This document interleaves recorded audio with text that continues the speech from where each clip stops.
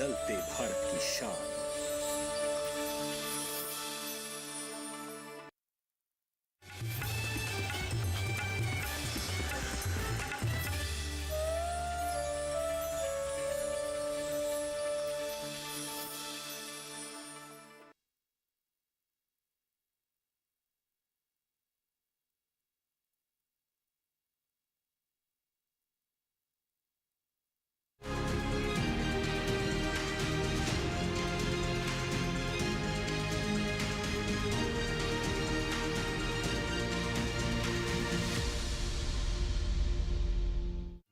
पीढ़ी दर पीढ़ी हमारे किसान अलग अलग स्पीसीज की अलग अलग वैरायटी इनको सहेज कर रखते गए और उसको विकास करते रहे। किसान की विरासत, धरती के वनस्पति संसाधन, एक अधिकार जिसका दुनिया भर के देश करते हैं सम्मान।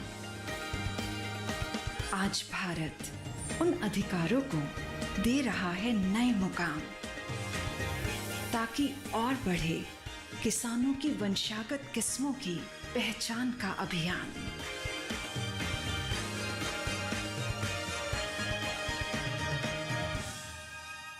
नमस्कार, स्वागत है आपका हमारे खास कार्यक्रम कृषि दर्शन में। मैं हूं अंटू सिंह। कृषि दर्शन आप किसानों के लिए एक ऐसा कार्यक्रम है जिसके माध्यम से आप तक पहुंचते हैं कृषि जगत से संबंधित तमाम नई जानकारियां। हमारा मकसद होता है कि हमारे किसान इन नई जानकारियों का उचित इस्तेमाल करें, अपनी आय में वृद्धि कर सकें और साथ ही देश के विकास में भी महत्वपूर्ण भूमिका निभा सकें। हमेशा की तरह कृषि दर्शन में सबसे पहले बात होगी विज्ञान और किसान की, उसके बाद नजर डालेंगे कृषि स्टार्टअप पर और अंत में देखेंगे फार्मिंग इंडिया। तो चलिए शुरुआत करते हैं आज के कृषि दर्शन की। किसान क्रेडिट कार्ड हमारे किसानों के लिए किसी वरदान से कम नहीं है। खेती किसानी में कई बार धन की आवश्यकता होती है। ऐसे में पहले किसानों को साहूकारों का मुंह देखना पड़ता था, लेकिन किसान क्रेडिट कार्ड अब उनके लिए सच्चे दोस्त की तरह है और उन्हें इससे काफी मदद भी हो रही है। आइए जानते हैं इसके बारे में विस्तार से। घर घर केसीसी अभियान का क्रियान्वयन 1 अक्टूबर 2023 से प्रारंभ कर दिया था। यह अभियान 31 दिसंबर 2023 तक चलेगा। इसके माध्यम से सभी पीएम किसान लाभार्थियों को जिनके पास केसीसी कार्ड नहीं है या जो केसीसी का लाभ नहीं उठा पा रहे हैं, उनको यह लाभ पहुंचाने के लिए यह अभियान चलाया जा रहा है। तो सभी किसान भाइयों से अनुरोध है कि वे केसीसी से जुड़े हुए लाभ को उठाएं और अपना जीवन सुचारू रूप से क्रियान्वित करें। मैं केसीसी के माध्यम से मिलने वाले लाभ के बारे में बताना चाहता हूं कि कृषि एवं किसान कल्याण मंत्रालय मॉडिफाइड इंटरेस्ट सबवेंशन स्कीम के माध्यम से किसानों को शॉर्ट टर्म लोन के तहत 3 लाख रुपए तक का लोन उसके कृषि कार्यों के लिए प्रदान कर रहा है। इस 3 लाख रुपए तक के लोन पर भारत सरकार 1.5% का इंटरेस्ट सबवेंशन सभी बैंक्स को देता है और 3% का लाभ सभी किसानों को देता है यदि वो इस लोन को की पूर्ति यदि 1 साल के अंदर यदि इसका भुगतान कर देते हैं, तो यह किसानों को जो 3 लाख तक पर जो लोन है वो 4% के ब्याज पर ही पड़ता है। इसके अलावा जो मत्स्य पालन कर रहे हैं, जो किसान भाई मत्स्य पालन के क्षेत्र में हैं या डेयरी फार्म से जुड़े हुए हैं, फिशरीज एनिमल हस्बेंड्री इससे जुड़े हुए हैं, वे भी इस केसीसी का लाभ उठा सकते हैं। यदि सिर्फ वो लोन मत्स्य पालन और डेयरी के लिए उद्यम के लिए लेना चाहते हैं तो उनको यह लोन 2 लाख तक मिल पाता है और इस पर 3% जो अतिरिक्त लाभ की सुविधा है, यदि वो 1 साल के अंदर इसका भुगतान कर देते हैं तो वो इस पर भी उपलब्ध है। तो अतः सभी किसान भाई जो कृषि के कार्य से जुड़े हुए हैं या मत्स्य पालन से जुड़े हुए हैं या डेयरी फार्म से जुड़े हुए हैं, वो केसीसी MISS का लाभ उठाएं और 7% ब्याज पर जो लोन मिल रहा है उसका लाभ उठाएं और यदि समय पर भुगतान कर देते हैं तो अतिरिक्त 3% का लाभ भी वो ले सकते हैं। तो भारत सरकार का जो घर घर केसीसी अभियान है उसमें पीएम किसान के छूटे हुए लाभार्थी जो केसीसी अभी नहीं है या कोई नए किसान जो इस लाभ से अवगत होना चाहते हैं, इस लाभ को लेना चाहते हैं, वो भी अपना कार्ड बनवा सकते हैं। इसके लिए वो अपने नज़दीकी बैंक शाखा से संपर्क करें और अपने जो भी उनका प्लान है, जो भी उनकी योजना है कि किस भी क्षेत्र के अंतर्गत वो लेना चाहते हैं, वो उनको जाकर बताएं। इसके लिए जो ज़रूरी जो दस्तावेज हैं उसमें आधार कार्ड ज़रूरी है, वो हैं, और 1.6 लाख रुपए तक के लिए कोई ज़मीनी कागजात की रिक्वायरमेंट नहीं है, उसके लिए कोई मॉर्गेज की आवश्यकता नहीं है, वो कोलेटरल फ्री है। अतः अपने संबंधित लोन के लिए संबंधित ब्रांच से सभी किसान भाई मिल सकते हैं और अधिक से अधिक जो भारत सरकार का जो लाभ मिल रहा है उसका वो लाभ उठा सकते हैं। कृषि दर्शन में सबसे पहले नजर विज्ञान और किसान पर।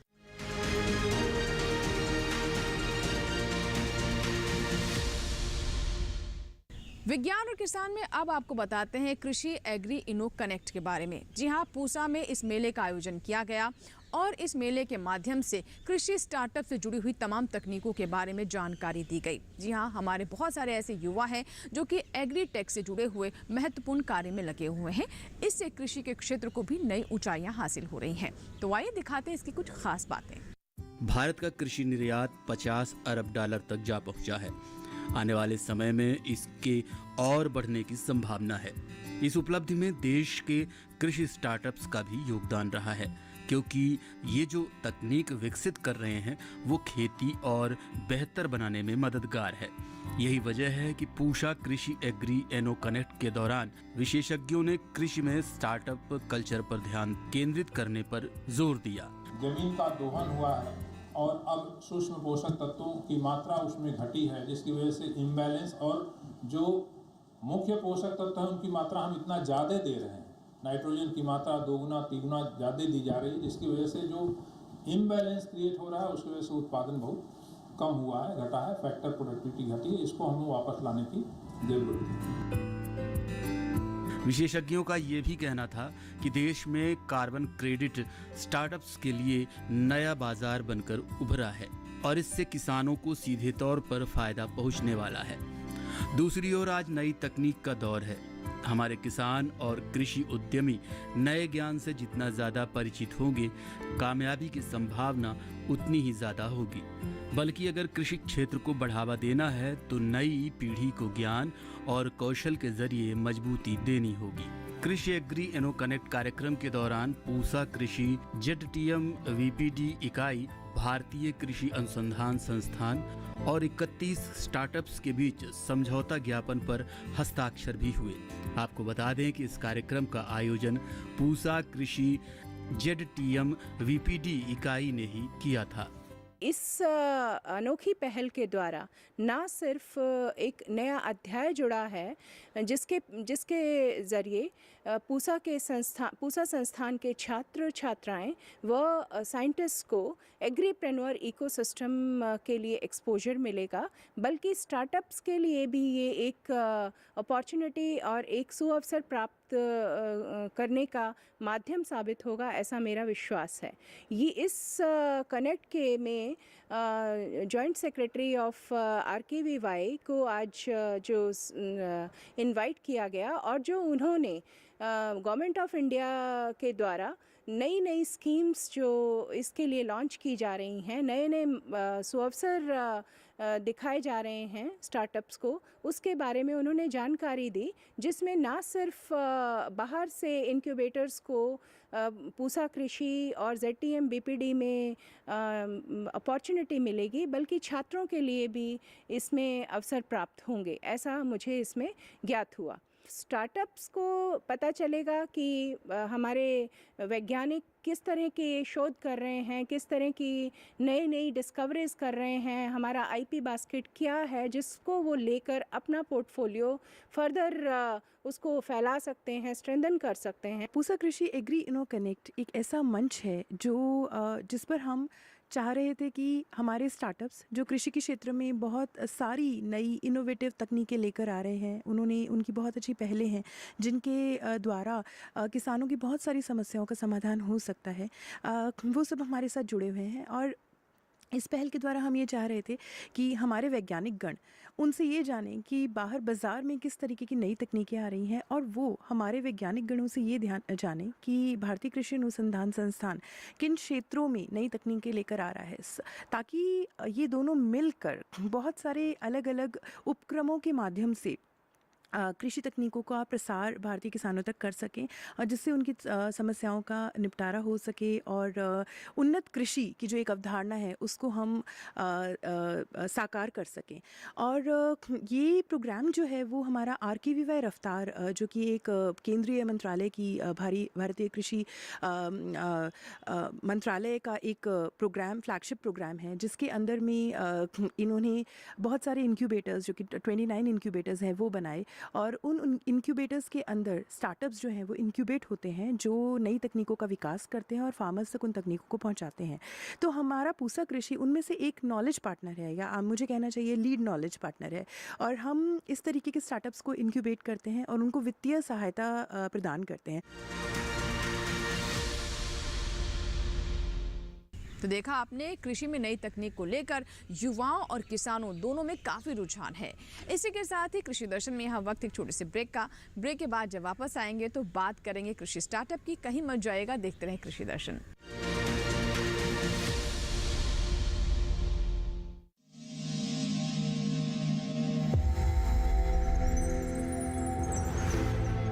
आत्मनिर्भर किसान भारत की शान। उत्पादन में आत्मनिर्भर होने के साथ साथ फसल की कटाई के उपरांत उपज की हानि को रोकने, ग्रामीण क्षेत्रों में रोजगार सृजन करने और बीज से बाजार तक के विजन को मजबूती देने के उद्देश्य से 1 वर्ष पूर्व माननीय प्रधानमंत्री श्री नरेंद्र मोदी जी ने एक महत्वाकांक्षी केंद्रीय योजना एग्रीकल्चर इंफ्रास्ट्रक्चर फंड की शुरुआत की। इस आधुनिक इंफ्रास्ट्रक्चर से कृषि आधारित उद्योग लगाने में एक बहुत बड़ा बदलाव आएगा और बहुत बड़ी गति आएगी।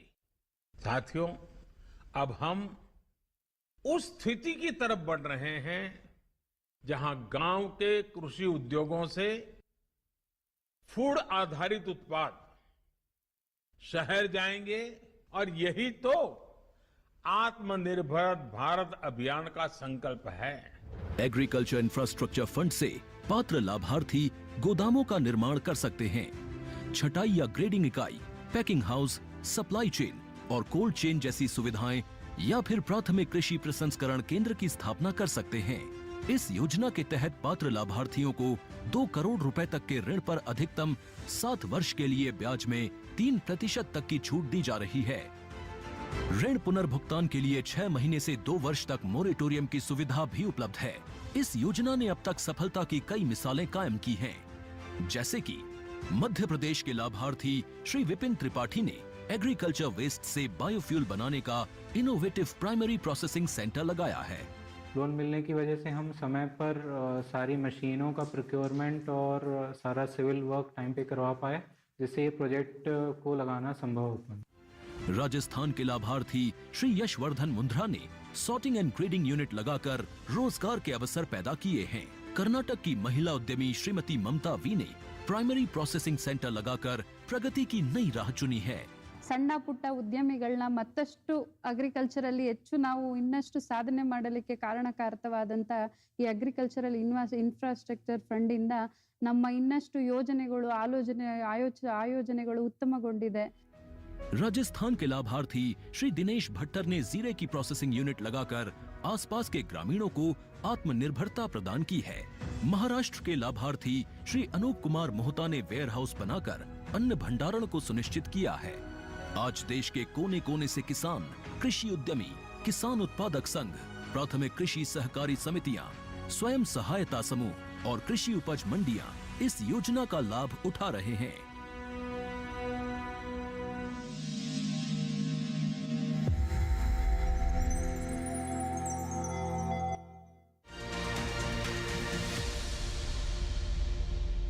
ब्रेक के बाद एक बार फिर आपका स्वागत है। आप देख रहे हैं कृषि दर्शन। आइए अब नजर डालते हैं कृषि स्टार्टअप पर।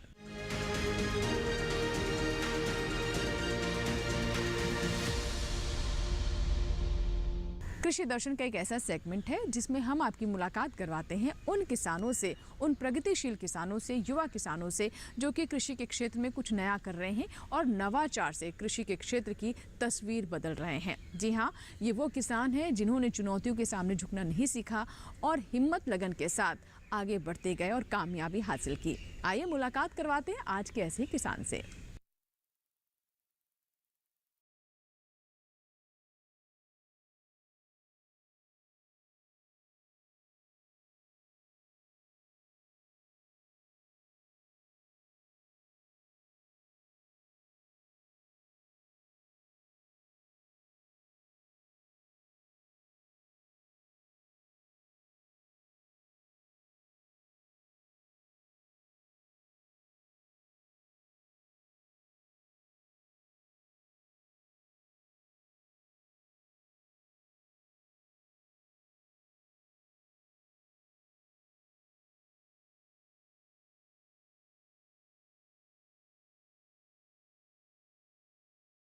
दिया है वहाँ पे शुगर केन की, गन्ने की खेती बहुत ज़्यादा होती है। तो मैंने सोचा कि क्यों ना मैं गन्ने के प्रोसेसिंग से जो प्रोडक्ट बने, जैसे कि जैगरी पाउडर है, जैगरी है, इसमें काम करूँ। तो इसमें स्टार्ट करते करते मुझे आइडिया मिलने चालू हो गए कि मैंने एक ट्रेडिशनल वे से गुड़ बनाने का यूनिट मैंने रेंट पे लिया। वहाँ पे प्रैक्टिकली मैंने देखा कि कैसे चलता है ये गुड़ का मार्केटिंग, प्रोडक्शन, ये सब साइकिल बिठानी थी मुझे। फिर मैंने वो ट्रेडिशनल वे से गुड़ बनाया और दुबई तक मैंने उसको भेजा। तो मुझे समझ में आया कि वैल्यू एडिशन करके मुझे गन्ने के बहुत अच्छा मार्केट मिल रहा है, इसलिए फिर मैंने इसको बड़े पैमाने पे कन्वर्ट करने का डिसीजन लिया। स्वाति अरविंद ने ऑर्गेनिक और केमिकल फ्री गुड़ के प्रसंस्करण के लिए 750 किसानों को जोड़ना शुरू कर दिया है। उनकी टीम में ऐसे लोग शामिल हैं जो ऑर्गेनिक खेती के एक्सपर्ट हैं। स्वाति अरविंद की गुड़ प्रसंस्करण यूनिट में रोजाना 150 टन गन्ना पेराई क्षमता है और लगभग 18 से 20 टन रोजाना केमिकल फ्री गुड़ पाउडर मिलने की गारंटी भी है। अगर इन्वेस्टमेंट की बात करें तो इस इकाई में लगभग 7 करोड़ रुपए लगे हैं और राज्य कृषि विभाग महाराष्ट्र की ओर से 1 करोड़ मिले। अभी जर्मनी और मलेशिया का भेजने का एक्सपीरियंस हमने लिया, एक कंटेनर वहाँ पे भेजे, वहाँ का एक्सपीरियंस अच्छा रहा। यूरोपियन स्टैंडर्ड्स के लिए भी यूनिट रेडी हो गया है और ये सब करते अभी हम ये कोशिश कर रहे हैं कि आगे जाके इसका प्रोडक्शन, क्वालिटी और ये सब हमने फर्स्ट सीजन में कर लिया, लेकिन अभी हम ये कोशिश कर रहे हैं कि डोमेस्टिक मार्केट के साथ साथ हम एक्सपोर्ट मार्केट ज़्यादा से ज़्यादा कवर करें।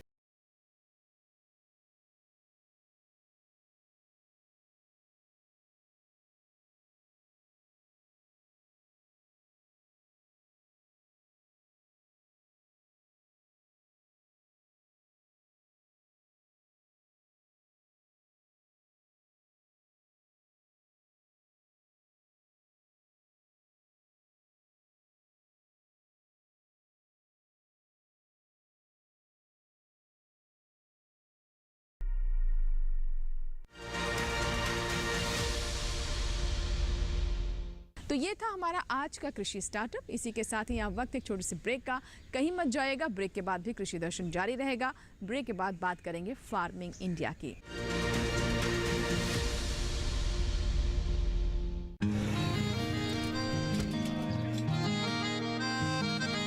क्या बात है भाई, आजकल तो काफी खुश नजर आ रहे हो। क्यों ना हो, अब मैं ऑर्गेनिक खेती जो कर रहा हूँ ये पूरा प्राकृतिक है, ऑर्गेनिक है।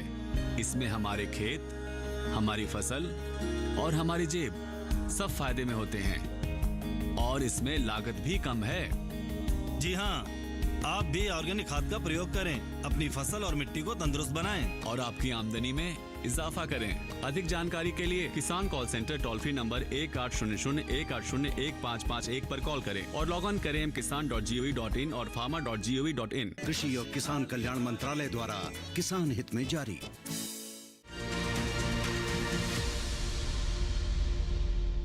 ब्रेक के बाद एक बार फिर आपका स्वागत है। आप देख रहे हैं कृषि दर्शन। आइए अब नजर डालते हैं फार्मिंग इंडिया पर, जिसमें हम आपको सरकार की उन योजनाओं के बारे में विस्तृत जानकारी देते हैं जो कि विशेष तौर पर हमारे किसानों की बेहतरी के लिए हैं।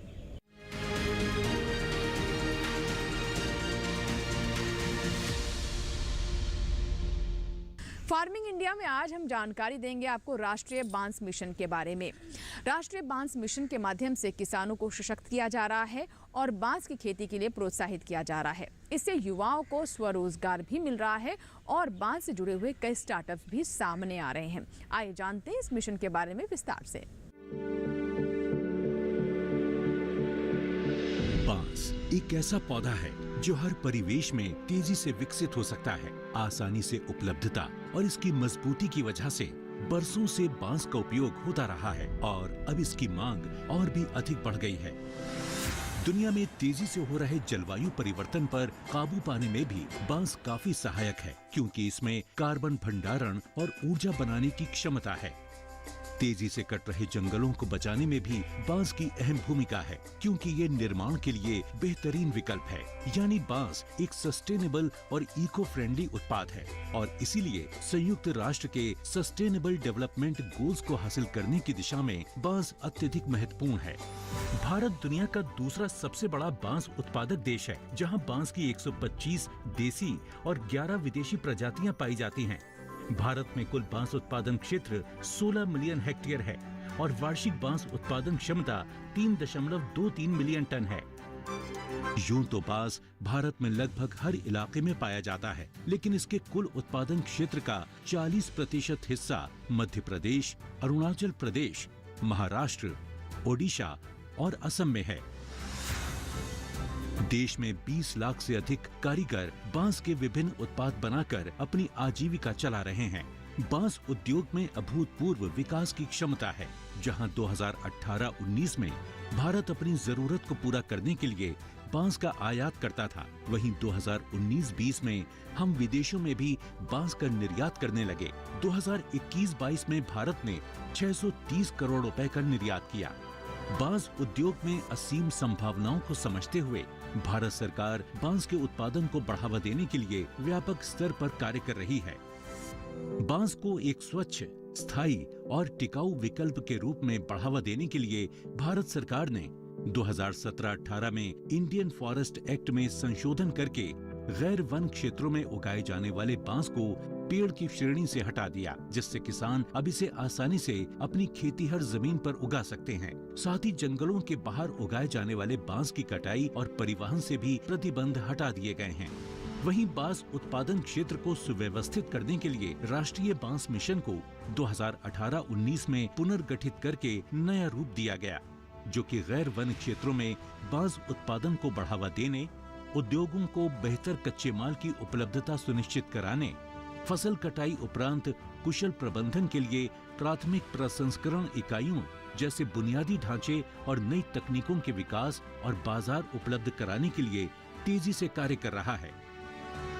जहां एक ओर पारंपरिक उत्पादों में बांस का इस्तेमाल हो रहा है, वहीं स्थायी विकास के तहत बांस का इस्तेमाल नए जमाने की मॉडर्न इमारतों, दफ्तरों, प्रीमियम फर्नीचर, बैम्बू फैब्रिक, कागज के उत्पादन इत्यादि में किया जा रहा है। साथ ही बांस का उपयोग बायोफ्यूल बनाने में भी हो रहा है, जो कि पेट्रोलियम का बेहतरीन विकल्प है।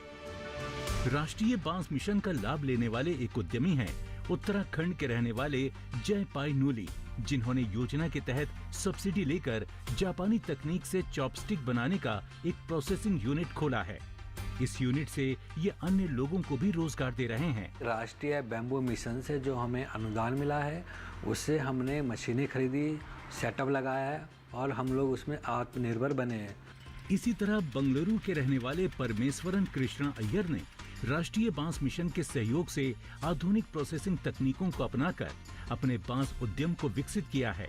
With the help of National Bamboo Mission, we mechanizing each and every process from bamboo unloading to treatment to furniture making process.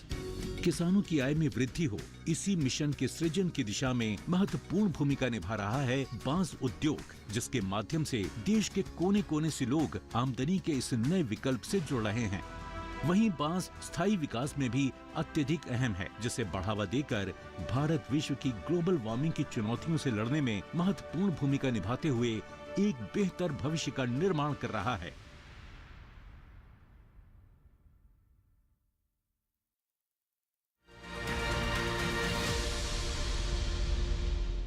तो ये था हमारा आज का फार्मिंग इंडिया, जिसमें हमने आपको जानकारी दी राष्ट्रीय बांस मिशन के बारे में। आशा करते हैं कि आज का कार्यक्रम आपको ज़रूर पसंद आया होगा। अगर आपके कोई सुझाव है तो आप हमें ईमेल कर सकते हैं, पत्र भी लिख सकते हैं। हमारा ईमेल आईडी है krishidarshan@gmail.com। पत्र लिखने के लिए हमारा पता नोट कर लें। कृषि दर्शन, कमरा नंबर 58, CPC, दूरदर्शन, खेलगांव, नई दिल्ली 110049। कृषि दर्शन आपका अपना कार्यक्रम है। आपके ईमेल्स और आपके पत्रों का हमें इंतजार रहता है। आप हमारा ये कार्यक्रम हमारे YouTube चैनल पर भी देख सकते हैं। इसके लिए टेलीविजन स्क्रीन पर दिखाए जा रहे इस QR कोड को स्कैन करें और DD किसान की YouTube चैनल पर भी देखें कृषि दर्शन। इसी के साथ ही आज के कृषि दर्शन में यहाँ लेंगे आपसे इजाजत, लेकिन आप बने रहे दूरदर्शन किसान के साथ। नमस्कार।